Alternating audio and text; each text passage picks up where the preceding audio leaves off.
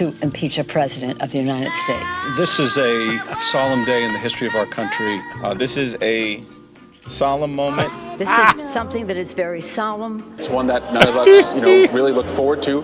It's not something that is a joke or that we take lightly. Impeachment is not a remedy that we take lightly or happily. We take no joy in having to move down this road and proceed with the impeachment inquiry. I take no joy in contemplating the impeachment of a president.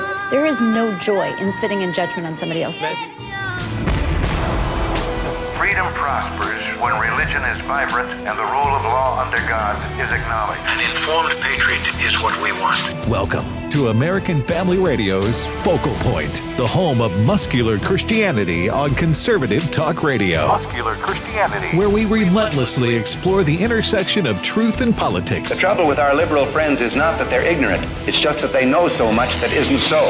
Now, here's your host, Brian Fisher. Howdy, and welcome to a brand new broadcast edition of Focal Point on American Family Radio. I am Brian Fisher, your congenial, convivial, amiable, and effervescent host. As always. And you, as always, are my convivial, congenial, amiable, and effervescent listening audience. Welcome to the party today. Got a lot of things we got to get to. Too many stories, too little time. We got to hit the ground running. Don't forget, you can go to afr.net. You can audio stream the program there at afr.net. You can also live stream the program on YouTube. We have a YouTube channel. You can live stream the program on our Focal Point Facebook page. A lot of different ways to get the content. Go to afr.net later today, and we upload the program. We record it, upload it to our podcast page there at afr.net. You can catch the program and listen to it at your leisure. Email address you want to contact us is focalpoint@afa.net. Now, first thing we want to do today, as we characteristically do, as we consult the nautical charts before we set out to destroy the strongholds of the evil one, we're going to come after a couple of strongholds in the teaching today that have got people trapped and in bondage. So let's turn our attention to the Word of God. This is Jesus teaching his disciples. This is the famed Olivet Discourse. You find it in Matthew 24, Matthew 25, where Jesus is looking ahead and he's telling the disciples what they need to look for as things head toward the climax of history. Now, I've got a couple of surprising things in here that maybe you haven't heard before, so we'll look at those as we go. Now, the disciples are oohing and awing over the majesty of the temple. This honestly was one of the wonders of the ancient world. Herod had spared no expense in rebuilding the temple. It was a magnificent structure. And so the disciples are just overcome. I mean, remember, these guys are from Galilee. They didn't get down to the big city that often. And they're just overwhelmed at the majesty and the size and the grandeur of the temple. And Jesus says this to them in verse 6. He says, "The days will come when there will not be left here one stone upon another that will not be thrown down." Now, this was actually literally fulfilled in 70 A.D. The Romans came in, they sacked the city.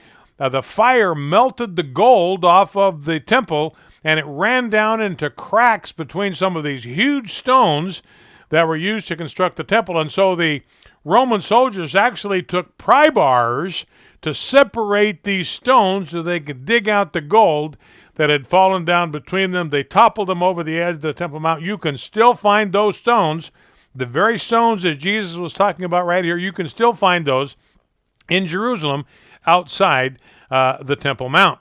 You can see them at the Wailing Wall. You can see them at the Western Wall today. So the disciples are naturally curious. In verse 7, they say, "When will these things happen, and what will be the sign?" So, Lord, this is fascinating to us. We can't imagine this temple being destroyed. It's such a magnificent edifice, so well-built, so structurally sound. When is this going to happen, and what's the sign? How are we going to know when this is about to happen? And he says the first thing Jesus says when it comes to prophetic events, listen to this word very carefully. This is the first thing Jesus tells us when the subject of prophecy comes up. See that you are not led astray. The word for led astray there is the word we get the word planet from. It's planao in Greek. And the reason this became the Greek word for deception or being led astray as it looked to the ancients as if the planets wandered in the heavens. They didn't understand the reality of elliptical orbits and all that, so it looked like the planets to them were just kind of wandering around aimlessly. And Jesus says, if you fall for what people tell you about prophecy, this will happen to you. You will be led astray, so do not let that happen. For many, he says, will come in my name, saying, I am he, the time is at hand. Do not go after them. How many times do we hear people showing up and saying, the time is at hand? In fact, we know when it's going to happen. We can give you the date where it's going to happen. And Christians who have not paid attention to what Jesus clearly said here, they get all worked up, they get confused, they get agitated, and the date comes and the date goes, and sure enough, nothing happens. Jesus even says, look, when you hear of wars and tumults, do not be terrified, for these things must first take place, but the end will not be at once. So even people that want to emphasize, and he says in verse 10, nation, this is what will happen before the end. This is not a sign of the end. Jesus says this is not a sign of the end that I am talking about. Nation will rise against nation, kingdom against nation. There will be great earthquakes, and in various places famines and pestilences. There will be terrors and great signs from heaven. Now, these are typically what people say, well, look, that's a sign of the end. Man, it's getting close. Look at all the earthquakes. Look at all the unrest in the world. Man, it is getting close. It's right around the corner. And Jesus says, no. You see these things. Don't be terrified. They are going to happen. They have to happen. But the end of all things is not going to come right after these things. It will not happen at once. But what Jesus does say, what you need to be aware of in these circumstances is before all this, before all these wars and rumors of wars and earthquakes, they will lay their hands on you and persecute you, delivering you up to the synagogues and prisons, and you will be brought before kings and governors for my name's sake. This, listen to this, this is what Jesus wants to get out of this, because this is going to be a time of unrest, a time of confusion, a time of fear. And Jesus says, look, this is also an opportunity. A moment of opportunity to share the gospel with people maybe that are open to hear it for the first time. There's nothing like having your world rocked to its foundations to be open to the things of God. And so Jesus says, look, this will happen as things get toward the end. There will be opportunities for you to share the gospel. So be open to that. And when the door is open, don't worry about it. You trust God to help you, because sometimes these doors open, even with influential people, and we haven't had time to prepare. We haven't had time to put our study notes together and our teaching notes together, and all of a sudden the topic of spiritual things come up. Jesus says this, don't meditate. He says, settle it, therefore, in your minds, not to meditate beforehand how to answer. For I will give you a mouth and wisdom which none of your adversaries will be able to withstand or contradict.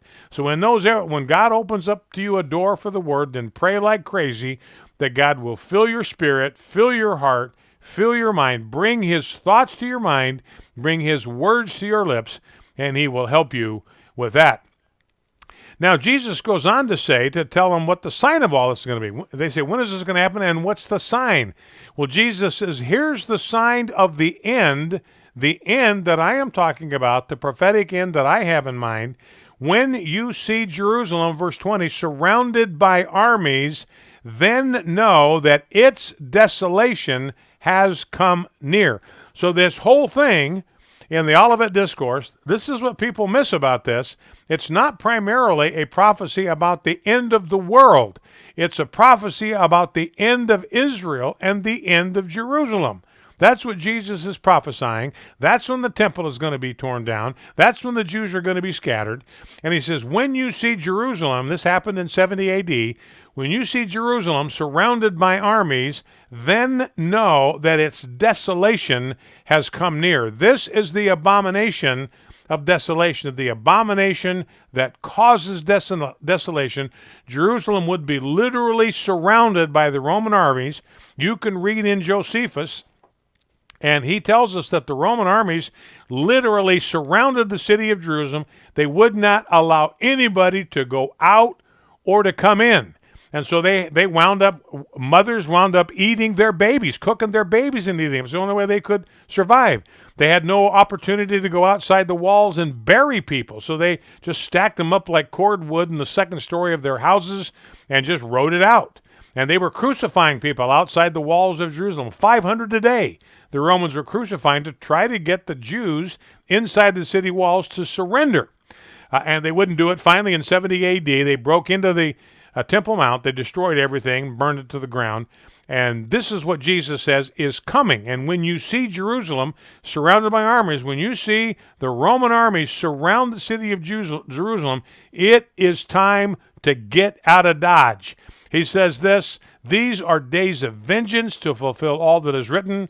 Alas for women who are pregnant and for those who are nursing infants in those days, for there will be great distress upon the earth and great wrath against these people. They will fall by the edge of the sword, be led captive among all nations. Jerusalem will be trampled underfoot by the Gentiles until the time of the Gentiles are fulfilled. So he says, look, when the Roman armies come in, it's time to get out of Dodge. Don't even go downstairs and pack a bag. Just head for the hills, because that's going to be the end for the city of Jerusalem. And Jerusalem will fall into the hands of the Gentiles until the time of the Gentiles is fulfilled, until the time that's allotted to the Gentiles to have control of the city of Jerusalem. That's what you look for. And we have come to that point in history, ladies and gentlemen. The time of the Gentiles has been fulfilled. The Gentiles no longer control the city of Jerusalem. It's now in the hands of the Jewish people. They have their own nation.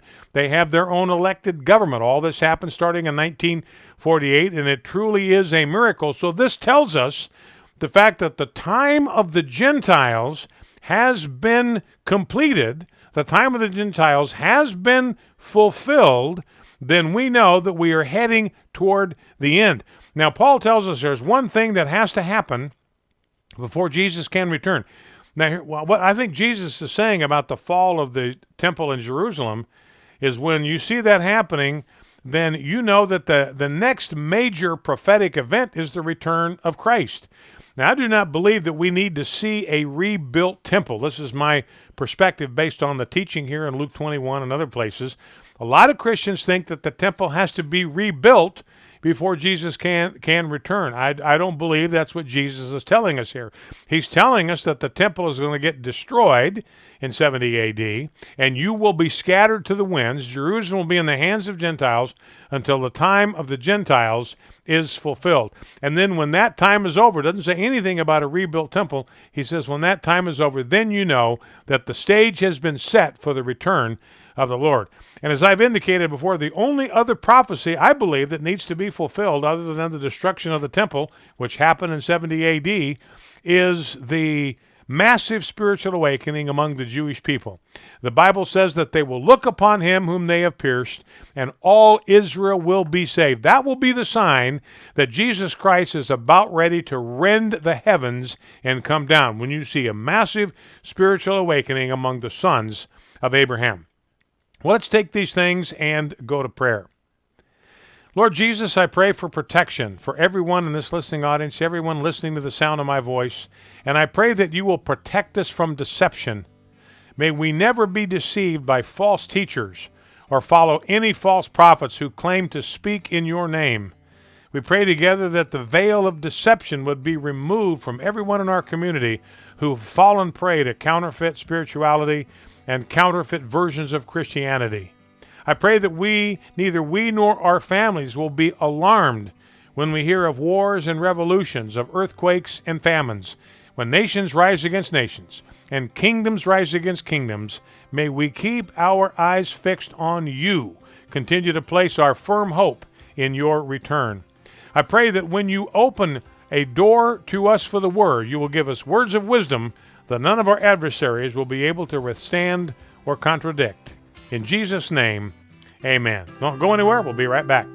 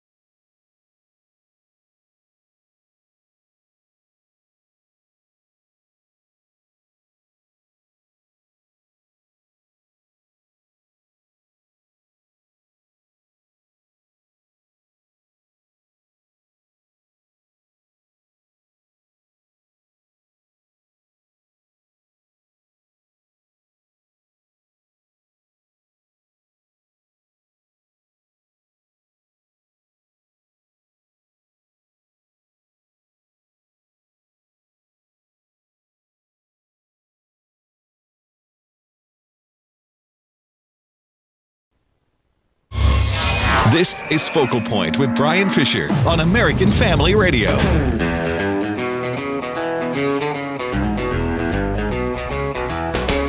Howdy, and welcome back to Focal Point on American Family Radio. Let's just jump right into some content of the day. Jeffrey. I have to wait till my mic's on. Are we good? Yeah, okay. I got you. Just before we get into the program today, a lot of people that are on our streaming options are wondering, you've got a new edition behind you hanging up on the wall. Yeah. I want to know what that is. All right, that's a good question. For those of you that stream us on YouTube, you stream us on Facebook, all of which are options that are there for you. You will notice that I'm broadcasting just like Joe Scarborough and Mika Brzezinski, broadcasting out of my home studio because I'm one of the big shots, just like Joe and Mika. Got a home studio, a little more modest than theirs, but here we are. And on the wall of my home studio, it's about a 10 by 10 studio here, so it's pretty tiny, but I've got a map behind me for those of you that are streaming. You'll notice it there. And what it is a map of the Lewis and Clark journey from St. Louis, Missouri to the Pacific Ocean.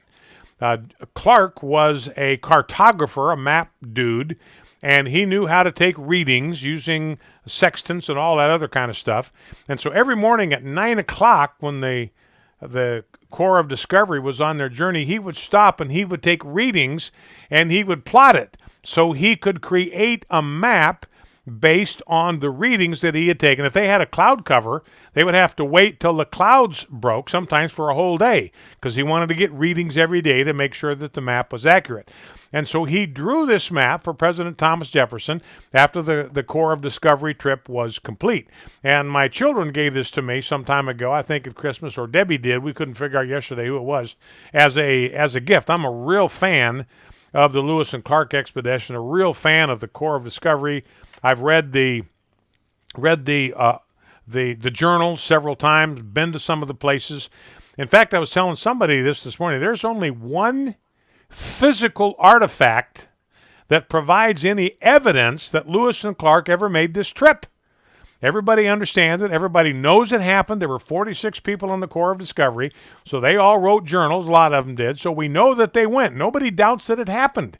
But there's only one piece of physical evidence that it happened, and that is George Clark inscribed his name in a sandstone pillar right next to the Yellowstone River, and I've been there to look at it. They've got it under plexiglass now, and sure enough, you can see his name etched in that stone. That's it. That Fort Clatsop, nobody knows where that was, where they spent the winter. You know, all their campsites obviously have gone. Some of the rivers still have names that Lewis and Clark gave to them along the Columbia River. So anyway, I'm a big Lewis and Clark fan, and that's what's behind me on the wall is the map of the trip of the Corps of Discovery. All right, thank you, Jeffrey. And Jeffrey, I forgot to ask you ahead of time, do we have a read report for today? Well, I was going to do the one on, the story about they found our 11 million year old ancestors, some bones that showed that it was the first ape to stand upright. Yeah, upright It ape. turned out to be an old picture of Rob getting out of bed, so I'm skipping that one. Oh, man, that is really cold. Yeah. That is really cold. All right, so there you have it. Great moments in evolution, ladies and gentlemen. We have just uncovered one of the critical moments in the history of planet Earth. And it looks like Rob wants to weigh in on this. I'm not sure I do. Well, we can if you like. If you want to talk about the BBC undercover report. That hit happened. that. That's a good one. Yeah, that's a couple posing as a couple looking for a worker in the Middle East. Actually worked for a BBC News team. They spoke to 57 different people on app users and visited almost over a dozen of people trying to sell their domestic workers on an app or on Facebook and Instagram. Apparently, they're providing a platform for a slave market to happen in the Middle East. Wow. Well, and this is one of the differences between Islam and Christianity. in Christianity, in the Bible, the kind of slavery that was practiced in the United States was a death penalty offense. Moses is extremely clear about this. You know, our founders just missed it, but he said, if anyone steals a man, kidnaps a man, steals him, and sells him, and anyone found in possession of a stolen slave shall be put to death penalty offense. But in the Middle East, because it's Muslim, it's Islamic, slavery is still permitted. And on this, ladies and gentlemen, do not doubt this, Muhammad was the quintessential Muslim. He was the ultimate Muslim. Whatever he did, Muslims still today believe can be imitated, whether it's plural marriages and whether it's slavery. Muhammad owned slaves, therefore, every Muslim today is still allowed to own slaves. That's why you have these slave markets. Anything to add, Jeff? Well, the shocking thing about this, it should be obvious because the app, one of the apps, is actually has filters that you can filter by race or the price bracket that you're looking for. So you can have preferred races to become your new slaves. They actually, Google and Apple said that they were working on preventing this in the future, but you know, because they were confronted about it some time ago, but they still have accounts open for that. So, I mean, it seems to be a social media across the board problem. Yeah. Well, you sure hope they will find a way to shut those things down right now. So, you know, what this means then is that Instagram, Facebook, they are actually hosting an online slave market. And that's why they need to get that taken care of. All right, thank you for that update, Jeff. That's not something I knew till Jeff brought that to us, and I'm probably news for a lot of you. By the way, the whistleblower, turn our attention to this impeachment farce. The whistleblower sent out a tweet in 2017, right after President Trump went into office, the coup has started. This guy is the attorney that represents the whistleblower. And he sent out a note to the people in his circle, the coup has started. That was right after President Trump was inaugurated into office. So it went back to 2017. That's when they started this thing. He called it a coup. And this guy is an attorney for the Compass Rose Legal Group. And the founder confirmed that the law firm is representing multiple whistleblowers. So they've got people lined up to try to create problems for the president. All right, so we'll see where all of that goes, but it's clearly a coup. They themselves called it a coup, and the attorney, remember, that's representing the so-called whistleblower, he's the one that used the word coup to describe what they are doing here. Now, Andy McCarthy, the name of the whistleblower, Eric Charamella, we've talked about it for a couple of days now, but his name is now out. And you know who leaked it? This is absolutely delicious. Do you know who put Eric Charamella's name into the public domain officially? Got it out there. On page 236 of the transcript of Bill Taylor's testimony, there it is. So Adam Schiff is the one that released the name of the so-called whistleblower to the public right on his own website. Now, see, he's redacted it since then, but it's too late. You know, they got this Wayback Machine. You capture every single thing that's been on the internet, and they've got it. So Adam Schiff is the one that revealed the identity of the whistleblower. Okay, so I guess it's good enough for you now. You can go ahead and say the name. Correct? Yes, I now have permission. Okay. I'm not going to go to prison. All right, good thing you didn't say it yesterday. For saying the name Eric Charamella. Yeah. Good thing you didn't say it yesterday. But here's what Andy McCarthy says. This is a very important data point in all of this. This is a column that he published on National Review Online today. The main question may be is whether this guy is a whistleblower at all. And Andy McCarthy says he is not. He is not a whistleblower in the legal sense. Maybe in the ordinary conversational sense, you could call him a whistleblower, but he is not a whistleblower in the legal sense because he has to be a whistleblower according to the relevant statute according to the relevant law, to have any identity protection. But under the statute, the whistleblower statute, protected status is only given to an official who reports on intelligence activities within the jurisdiction of the Director of National Intelligence. The statute, listen to this, does not apply to the president's conducting of foreign policy, including his communication with foreign heads of state. So this guy's just a snitch. He's just a rat fink because he did this from inside the Trump administration. This guy's not a whistleblower, and his identity has absolutely zero, none, nada, zip legal protection. He's got no legal cover for insisting that his identity be protected. Now, Andy McCarthy says the Inspector General for the Intelligence Committee treated him as if he had protected status. That was an error. Those are Andy McCarthy's words. The acting director of national intelligence correctly found that the complaint did not meet the statutory criteria, and he therefore did not pass it along to Congress. So the acting dude said, look, this doesn't apply to this guy. So this is not an official whistleblower complaint, so therefore I am not going to pass this along to Congress. So they tried to create the impression, even people in the intelligence community created the impression that this guy had protected status. He did not and does not. And now thanks to Adam Schiff, everybody in America knows this guy's name. Now,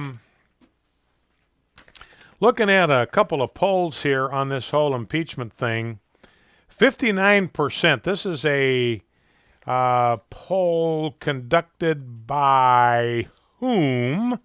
Let me find out. It's Monmouth University. They're a creditable polling firm. They conducted a poll. 59% of the American people say that it makes more sense if you want Trump out of office, what you ought to do is run against him in 2020. Don't take him out by this bogus impeachment thing. So 59% of the American people said, look, you want Trump out of office, that's fine. That's your right as an American. This is not the way to go about it. So they're barking up the wrong tree on that deal. You know, it's interesting in light of all this business about Adam Schiff outing this whistleblower. It's right in the transcripts. He's redacted it now, but it's too late. It's out there. It was on his website for who knows how long. It was on page 236, so it took a while maybe for people even to notice it. But all these advocates for the whistleblower, they are saying, listen to this, they are saying that people who out the whistleblower should be arrested. Remember, Donald Trump Jr. tweeted it out, and the whistleblower advocates are saying he ought to be arrested.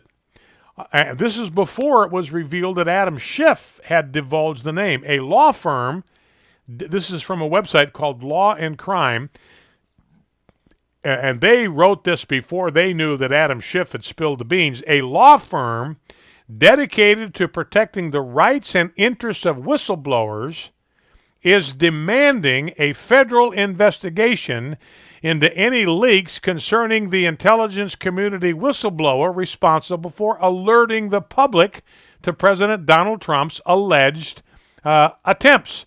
They called on Attorney General William Barr to open a criminal investigation into any leaks of the whistleblower's identity. Well, we know where they should start. Adam Schiff is the place to start. So this law firm is calling on Bill Barr to launch a criminal investigation of Adam Schiff for divulging the name of the whistleblower. These attorneys, these self-righteous attorneys, say we are extremely concerned about the nationwide chilling effect the disclosure of the identity of any intelligence community whistleblower will necessarily cause. Whistleblowers need reassurance that the laws protecting them will be strictly enforced. And they say this, if the whistleblower's name is revealed by any person, we hereby request that the persons engaging in this obstruction of justice be immediately arrested. All right, Adam, you better watch your back because they could be coming for you. Here's another paragraph. Given the high-profile nature of this case and the, quote, chilling effect, they love that phrase, the disclosure of the whistleblower's identity will have on other potential confidential informants, we request that you immediately open a criminal obstruction of justice investigation. So Adam Schiff and his cronies are calling for him to be criminally investigated. So that's an interesting development in this whole bizarre episode. So the guy's not a whistleblower, according to Andy McCarthy, who knows more about this legal stuff than anybody I know and has no right for his identity to be protected. And I'm looking at the page from page 236 on Bill Taylor's transcript. Right there it is, Eric Charamella in black and white. Now, Fox News, their management got in a high dudgeon over this, and they prohibited anybody on their network from using the name of the whistleblower. This was yesterday. Now everybody knows who he is. Some Fox News personalities wanted to use the name, reportedly linked to the whistleblower complaint. The bosses at Fox advised them to not fulfill any video or graphic requests in connection with the whistleblower's identity. So Fox News wanted to bury this whole thing. Senator Dianne Feinstein attempts to publicly identify the whistleblower are inexcusable and must stop. Former ethics director to the thugs tweeting out the name of the purported whistleblower, you are endangering the safety of every member of this person's family. It's on you, Adam Schiff. Be right back.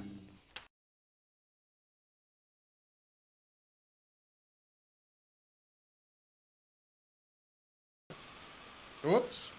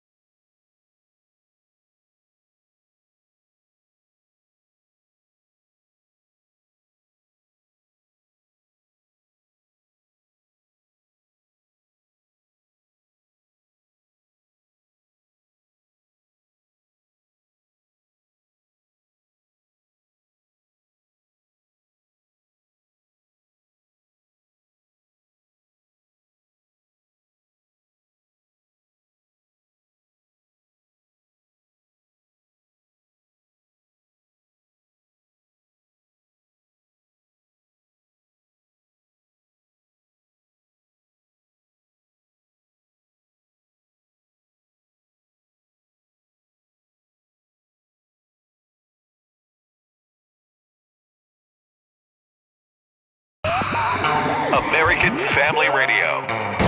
You're listening to Focal Point with Brian Fisher. Howdy, and welcome back to Focal Point on American Family Radio. The breaking news of the day is that Adam Schiff was the one that outed the identity of the whistleblower. And remember, until today, until we knew that Adam Schiff had not redacted his name, that his name was in the testimony, Bill Taylor's testimony, that was released to the entire world, everybody was calling for whoever it was that revealed the whistleblower's identity to be prosecuted, to be criminally prosecuted. So Adam Schiff, ladies and gentlemen, has just put himself in the crosshairs. He is begging for Bill Barr to indict him and drag him off to jail. Now, you know, the last 3 years, President Trump has been in office, and the Democrats have done their thing in Congress. And so it'd be interesting to know what the American people, especially college students, remember, these are millennials. So these college students are supposed to be the best and the brightest among us. You know, the old people, they're dinosaurs, they're Neanderthals, we're hip, we know what's happening, we know what's going on. So it makes sense to go ask millennials, well, can you help us understand what the Democrats have accomplished in the time that Donald Trump has been in office? Let's listen, clip R1, University of Minnesota students. Over the last 3 years, what's one thing that the Democratic Party has accomplished? Well, over the last 3 years? Since Trump's been in office, Trump's been in office? Not a whole lot, man. Over the last 3 years, what's one thing that the Democrats have accomplished? I guess they've taken back the House, but I mean, they're not that good at using their authority or their power. I felt they haven't really done much over 3 years, but that might have been because Trump has been in office, but over the 3 years there hasn't been much done. I felt, at least. I would say Bernie Sanders igniting this passion in people. As far as like a tangible accomplishment, like a piece of legislation or a bill, what are you most proud of? I mean, I really liked the Green New Deal, if it passed. I love the Green New Deal. Oh, wait a minute, it didn't pass. All right, so you know, and Rob actually shrunk the length of those pauses. Some of those were just embarrassingly long. There was one that was about 7 seconds. Oh, yeah. They had It was nothing to say. What have the Democrats accomplished? Complete crickets. Now, we teased a little bit of this in the opener, but, you know, this whole impeachment thing is collapsing around the ears of the Democrats. This Bill Taylor gave his deposition or whatever today was released, and this guy, all Bill Taylor had was second-hand information. His source for his claim that President Trump wanted Ukraine to launch a probe to get dirt on Biden. You know what his source? This guy was the acting ambassador to Ukraine. You know what his source was for that accusation? The New York Times. And the New York Times was the sole source. I mean, they even followed up on him. Here's Lee Zeldin quizzing him.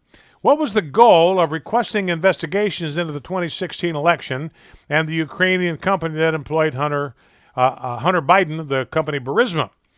Here, Ambassador Taylor, as I understand it, from one of the article in the New York Times, the article indicates that Giuliani, not even talking about Trump, Giuliani was interested in getting some information on Vice President Biden that would be useful to Mr. Giuliani's client.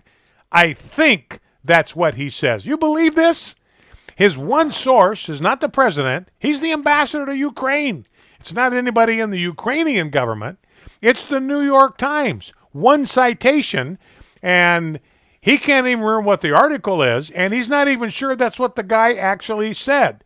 So Zeldin follows up. Then it's your inference that Mr. Giuliani's goal would be the president's goal. Yes, that's an inference.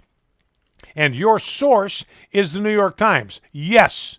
Do you have any other source that the president's goal in making this request was anything other than the New York Times? Taylor, I have not talked to the president, Do you have any other source than the New York Times? I have not talked to the president, so the president is not the source of any of this. He says, I have no other information from what or about what the president was thinking. And this is supposed to be the guy with the smoking gun. And all he's got is third-hand information, because it's somebody told to the reporter at the New York Times, he puts it in the paper, and then Bill Taylor reads it in the New York Times and believes he's got some. So, I mean, and we've talked about this before, but the Bible is very clear. It is by the mouth of 2 or 3 that every fact is confirmed. The mouth of 2 or 3 witnesses. If you didn't see it, if you didn't hear it yourself, then you do not meet the biblical definition of a qualified, unimpeachable witness.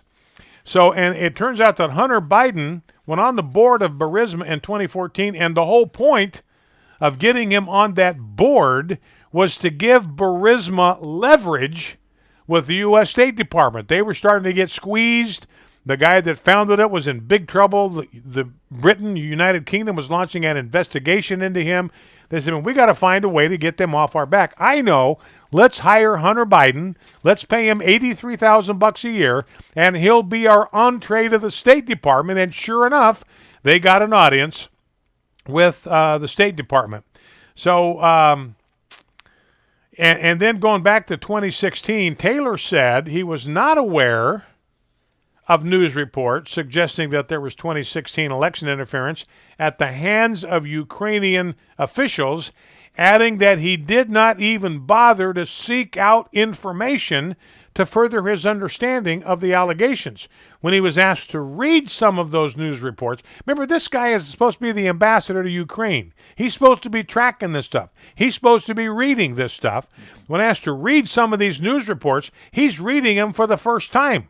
He wasn't even aware that these stories were out there.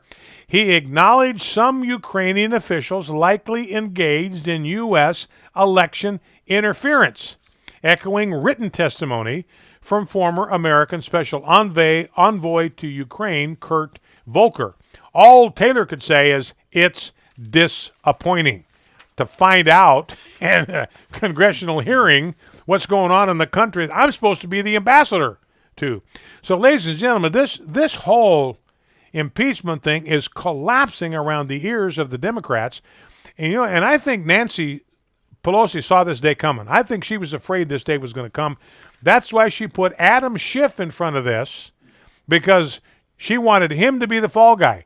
Adam Schiff was the guy that was slobbering over the opportunity to take out Donald Trump. He was just obsessed with the possibility. Nancy Pelosi said from the beginning, this is too divisive. We shouldn't do it. Got stampeded into it. So she said, okay, my caucus is not leaving me any choice. We got to go ahead with impeachment. Who can I tab to take the fall for when this thing goes south? I know. I'll pick that Boy Scout Adam Schiff, the priggish Adam Schiff. I'm going to pick him to be the scapegoat in all this deal. Now, the Democrats, of course, we teased this a little bit. It's clip number 1, Rob. The Democrats, of course, are just absolutely brokenhearted. I mean, they are depressed beyond anything you can imagine that they have to do this to the poor, beloved president of the United States. And here is a montage of their tale of woe. Clip 1. This is a sad day. It's a sad day because nobody comes to Congress to impeach a president of the United States. This is a solemn day in the history of our country.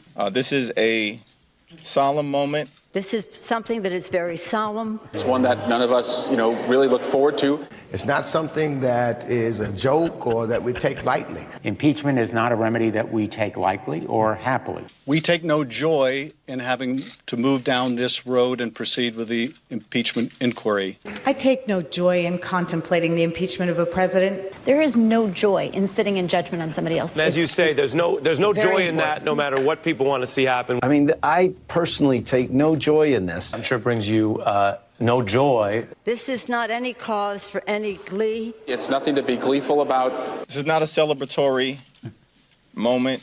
None of us came to Congress to impeach this president or any president. All right, well, there you have it. They got a case of the SADS, ladies and gentlemen. They're just all busted up over this thing. They're in grief over what they have to do. It's been their goal from the time he was elected. I don't know how they can go on and say how sad It is.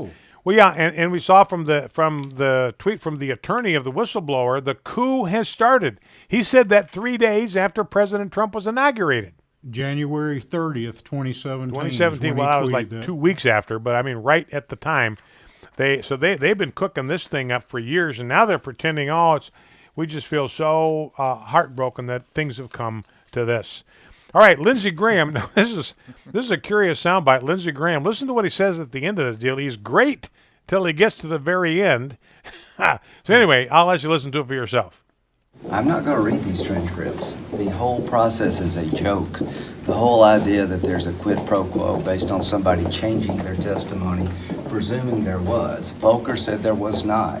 He's the special envoy. You just pick things you like. Y'all hate this guy. You want to get him impeached.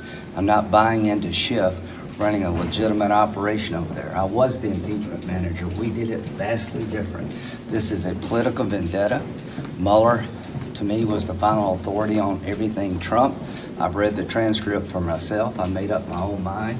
Volker, the special envoy, said there was no quid pro quo. Sunderland has changed his testimony to say he presumes there was. What I can tell you about the Trump policy toward the Ukraine, it was incoherent. It depends on who you talk to. They seem to be incapable of forming a quid pro quo. So, no, I find the whole process to be a sham, and I'm not going to legitimize it. So, poor Lindsey Graham, trying to be a help to President Donald Trump, says those guys couldn't organize a 3-car funeral procession. They're too incompetent to pull off a quid pro quo. I don't know what Donald Trump thinks about that. But anyway, Lindsey Graham, so this whole thing is a joke. I'm not even going to read the transcripts. And a lot of Republicans, even the ones that are entitled to go to these hearings, are not going. It's a waste of their time, and they know it. So they're just not showing up. He makes the point that Kurt Volker, who was the envoy, the special envoy to Ukraine, he said there was no quid pro quo. That's what Kurt Volker said, no quid pro quo. And as I said before, it wouldn't even matter if there was. And I'll explain that in just a second. And then this Sunderland guy, who was some kind of acting diplomat to the European Union or something like that, he said he just presumed that there was a quid pro quo. That was his word. I presume. I'm assuming that there was a quid pro quo, but I don't know anything about that. I've never seen that. Nobody's told me that. I've never observed anybody doing it. I just presume that there was a quid pro quo. Now, the reason it wouldn't even matter if there was is that the president is charged by treaty to pay attention and to root out corruption in Ukraine. In other words, Ukraine has a reputation for being so corrupt that and Bill Clinton was the one that signed the treaty. Ukraine is so corrupt that we're not going to give Ukraine any money unless the president can certify to us that they're dealing with corruption. So this is what Donald Trump is doing. When Donald Trump says to Zelensky, we need to have you look into this, he's not trying to get dirt on an opponent. He's trying to do his job. That's all that's going on there. All right, here is Senator Coons from Delaware, clip number 3. Let's listen to what he says, and listen to what he says about Biden. If Biden could do this, why can't President Trump do this? Clip 3. What concerns me is that we have senators who continue to fuel an utterly baseless theory that somehow what then Vice President Joe Biden was doing in Ukraine was anything other than carrying out both United States policy in combating corruption in Ukraine and EU and allied policy in Ukraine. They're continuing to feed this narrative that somehow this was inappropriate, what Joe Biden was doing, when every legitimate investigation into this has shown there was nothing to it. They're trying to distract from what was clearly an inappropriate abuse of power by President Trump, at least according to all of the interviews, the transcripts, and the allegations that we've heard so far. So go back and catch this. I'll just read what he said. Joe Biden was in Ukraine combating corruption, combating the corruption of Ukraine. So, according to Senator Coons, it's okay for Joe Biden to go and combat corruption in Ukraine, but apparently the rules are different if you are a Republican.